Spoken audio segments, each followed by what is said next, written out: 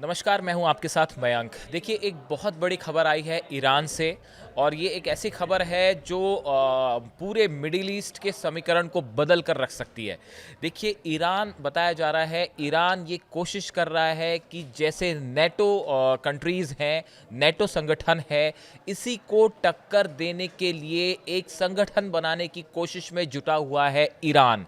एक ऐसा ऑर्गेनाइजेशन जो नेटो कंट्रीज़ को टक्कर दे सके, उनका मुकाबला कर सके। और इसमें बताया जाता है कि 10 देशों को शामिल करने का प्रस्ताव जो है वो ईरान की तरफ से उस पर काम किया जा रहा है।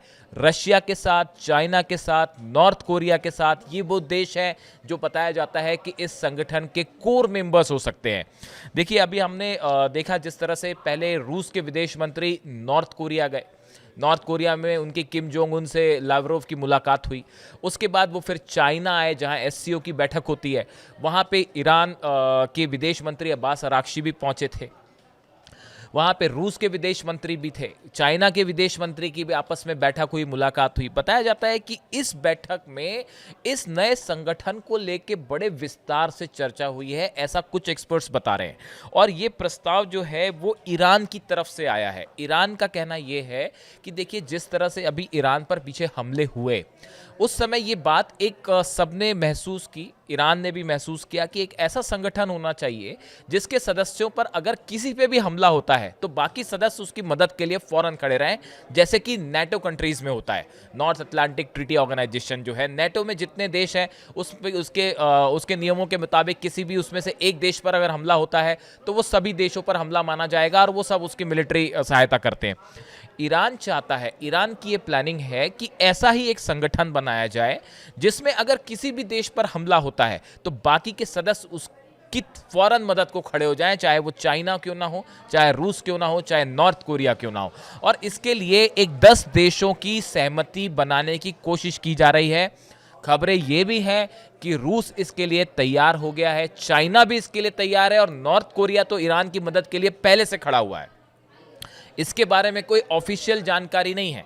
ये सब बताया जाता है कि सोर्सेज से इस तरह की खबर है कि इस पे डिटेल में चर्चाएं जो है वो शुरू हो गई हैं। देखिए, अभी एससीओ की जब बैठक हुई, एससीओ की बैठक में सभी इन देशों के विदेश मंत्री शामिल थे। अब्बास अराक्ची साहब भी जो विदेश मंत्री हैं ईरान के, वो भी शामिल थे। इसमें ईरान के परमाणु कार्यक्रम को लेकर भी विस्तार से चर्चा हुई। जिस तरह से ईरान पर दबाव बनाया जा रहा है कि जल्दी से परमाणु कार्यक्रम को लेकर बातचीत शुरू करे और एक डील साइन करे। यूरोप की तरफ से भी दबाव आ रहा है, वरना हम सैंक्शंस लगा देंगे। अमेरिका की तरफ से तो दबाव है ही पहले से। तो इन हालात में देखिए, जो 12 दिन का युद्ध हुआ, इसमें ईरान ने कई चीज़ें इससे निष्कर्ष निकाले हैं, कई कंक्लूजन निकाले कि वो कौन से डिपार्टमेंट है जहां पर ईरान को तेजी से मजबूत होने की ज़रूरत है। उसमें एक सबसे अहम चीज़ ये महसूस की गई कि ईरान चाहता है कुछ ऐसे देशों का एक संगठन बनाया जाए जिसमें अगर भविष्य में ईरान पर हमला होता है या किसी भी देश पर हमला हो तो बाकी के देश फौरन मदद के लिए सामने आ जाए। अब देखिए, जो ब्रिक्स की जो बैठक हुई थी, ब्रिक्स में भी आपने देखा कि ईरान के न्यूक्लियर प्रोग्राम्स पे, न्यूक्लियर साइट्स पे जिस तरह से हमला हुआ, उसमें ब्रिक्स देशों ने भी जो है वो ईरान के साथ खड़े दिखाई दिए। रूस और चीन तो साथ खड़े ही रहे मजबूती के साथ। तो देखिए, इंटरनेशनल स्टेज पर ईरान जो है वो एक बड़ा समर्थन ऐसे देशों का जुटाना चाहता है जो उसके साथ खड़े हुए हैं।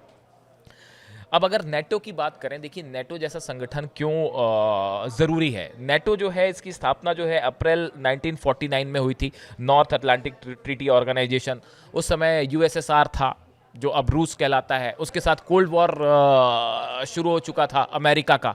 अमेरिका एक ऐसा संगठन बनाना चाह रहा था रशिया के खिलाफ जो यूएसएसआर था उस समय, जाकि ज़रूरत पड़े तो वो उसके साथ मजबूती से खड़ा रहे। इसमें फ्रांस है, यूनाइटेड किंगडम और अमेरिका जो है इसके फाउंडर मेंबर्स हैं और तीनों न्यूक्लियर स्टेट्स हैं। ये नेटो जो है, हमेशा से आप देखें जब भी कोई वॉर हुआ, चाहे वो इराक में हो, अफगानिस्तान में हो या कोई भी वॉर हुआ, उसमें उसका अहम रोल हमेशा रहा नेटो फोर्सेस का। इसी तरह से ईरान की प्लानिंग है कि ईरान ये चाहता है कि ये नेटो फोर्सेस को काउंटर किया जाए और काउंटर करने के लिए एक संगठन बनाया जाए। अब इससे फायदा क्या होगा? देखिए, पहला फायदा ये होगा कि मिलिट्री कोऑपरेशन होगा। अगर ये संगठन बन जाता है, जो ईरान की बड़ी प्लानिंग है, तो इन देशों के बीच एक मिलिट्री कोऑपरेशन होगा, यानी अमेरिका और इजराइल या कोई भी यूरोपीय देश आसानी से किसी को निशाना नहीं बना पाएंगे। बात नंबर 1।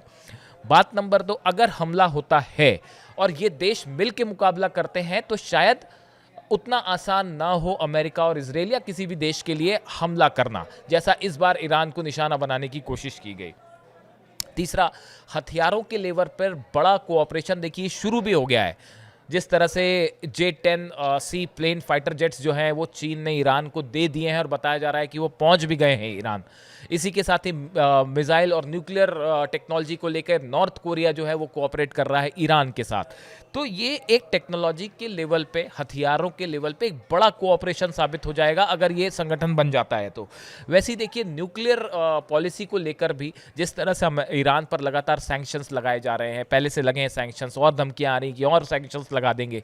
इसको लेकर अगर एक संगठन बनता है तो इसको काउंटर करने के लिए, अमेरिका के प्रेशर को काउंटर करने के लिए बड़ा स्ट्रैटेजिक एक ऑर्गेनाइजेशन ही साबित हो सकता है।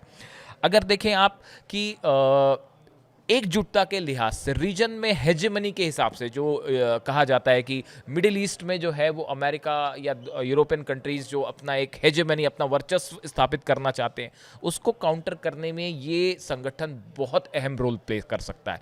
और साथ ही व्यापार की दृष्टि से देखिए, ईरान को अभी अपने ऑयल एक्सपोर्ट करने में या ऑयल को बेचने में खासा संघर्ष करना पड़ता है। वो पहले चाइना जाता है, फिर वहाँ से वो प्यूरिफाई होकर इंटरनेशनल मार्केट में गुपचुप तरीके से सप्लाई होता है। अगर ये कंट्रीज एकजुट हो जाती हैं और उनके बीच में ट्रेड कोऑपरेशन भी शुरू हो जाता है, तो ईरान के लिए अपने ऑयल को इंटरनेशनल मार्केट में बेचना आसान हो जाएगा।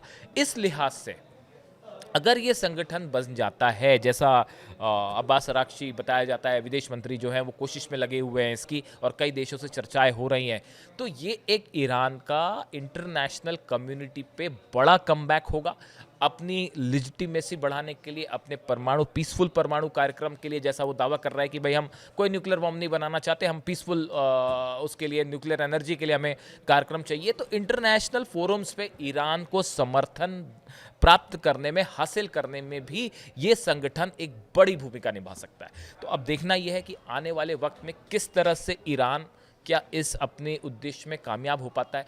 चाइना कितनी मदद करता है, रशिया कितनी मदद करता है, रूस और अमेरिका के बीच में भी आजकल संबंध ठीक नहीं चल रहे हैं। इस लिहाज से भी रशिया शायद ये चाहे कि ये कंट्रीज एक हो जाती हैं अगर, और एक संगठन बताती हैं, तो वो नेटो का मुकाबला कर सके। इससे जुड़ी कोई भी खबर होगी हम आप तक पहुंचाएंगे। Thank you so much.